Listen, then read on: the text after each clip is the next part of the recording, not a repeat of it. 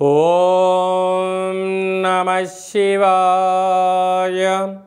ఓం నమో నారాయణాయ. నరదృష్టి నివారణ కాళభైరవాయ నమో నమః.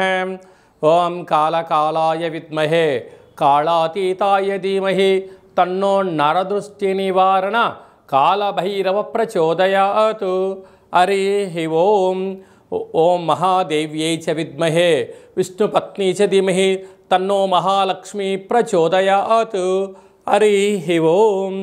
మా ఛానల్కి స్వాగతం. చూస్తున్న వీక్షకులకు ప్రేక్షకులకు ప్రియ కాళభైరవ భగవద్బంధులకి స్వాగతం పలుకుతూ మమ్మల్ని ఎంతగానో ఆదరిస్తూ ఉండబడినటువంటి ప్రియ సోదర సోదరీమణులకు సనాతన ధర్మ సంరక్షకులకు జ్యోతిష అభిమానులకు అందరికీ కూడా ఆషాఢ మాసంలో బహుళాష్టమి అమావాస్య గురువారము, ఈసారి శ్రావణ మాసము శుక్రవారం ప్రారంభం అవుతుంది కనుక విశేషమైన వ్యాపార అభివృద్ధి సకల ఐశ్వర్యం అందరికీ కలగాలని కోరుకుంటూ మనసారా మహాలక్ష్మీదేవి అమ్మవారిని వేడుకుంటూ అందరికీ ఆశీర్వచనం.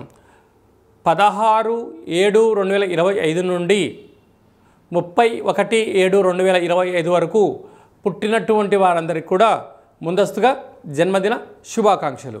గతంలో వివాహం చేసుకున్న వారికి వివాహ వార్షికోత్సవ శుభాకాంక్షలు.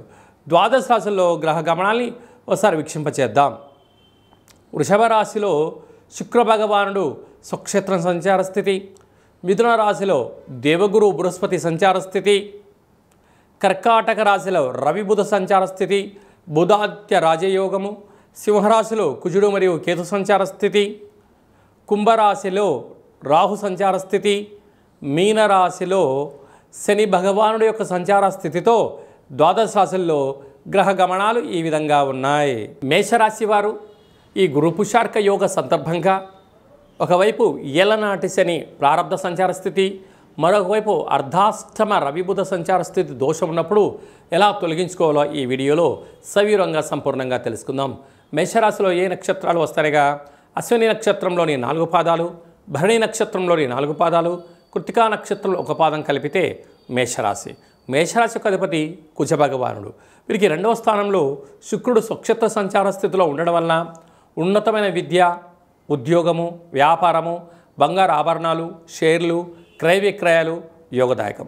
తృతీయ స్థానంలో దేవగురు బృహస్పతి సంచారం చేయడము ఈ అమావాస్య గురువారం రోజు రావడమే జరుగుతుంది కనుక అందులో పుష్యమీ నక్షత్రం కలిసి ఉంటుంది కనుక విశేషమైనటువంటి ఆ తెల్ల జిల్లేడు వృక్షం దగ్గర ఒక 7 మార్లు ప్రదక్షిణ చేయడం, శక్తి కలిగితే ఎర్రటి ఒత్తులతో దీపాన్ని పెట్టడం, ఇంకొంచెం ఓపిక ఉంటే ఆ తెల్ల జిల్లేడు యొక్క వేరును తీసుకొచ్చి ఇంట్లో పెట్టుకున్నట్లయితే సకల శుభం కలుగుతుంది అని గమనించాలి.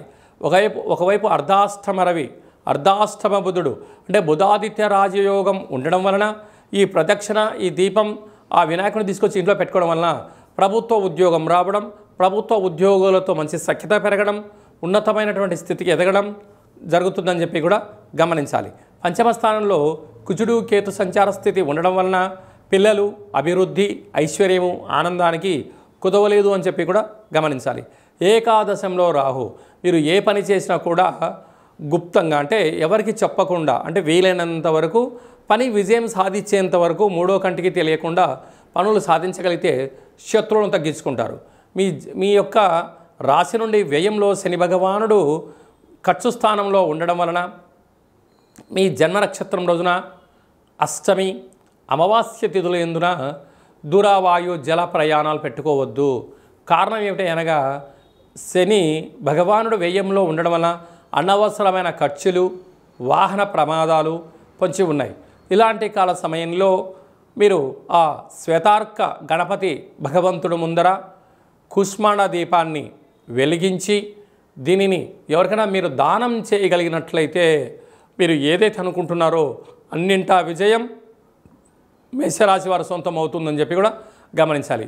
అలాగే సాఫ్ట్వేర్ ఉద్యోగస్తులు, హార్డ్వేర్ ఉద్యోగస్తులు, వ్యవసాయ సోదరీమణులు, గృహ భవన నిర్మాణ కార్యక్రమం ఆచరింపజేసేటువంటి వారు, రియల్ ఎస్టేట్ రంగంలో ఉండబడిన వారందరూ కూడా ఈ వర్షాకాల సమయంలో పిడుగులు పడేటువంటి అవకాశాలు ఉన్నాయి.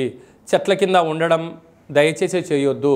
సకాలంలో తిండి, సకాలంలో నిద్ర, తగు ఆరోగ్య నియమాలను మీరు పాటించగలిగినట్లయితే సకల శుభాలు, ఐశ్వర్యాలు, ఆనందానికి మేషరాశి వారు సొంతం చేసుకుంటారని చెప్పి గమనించాలి.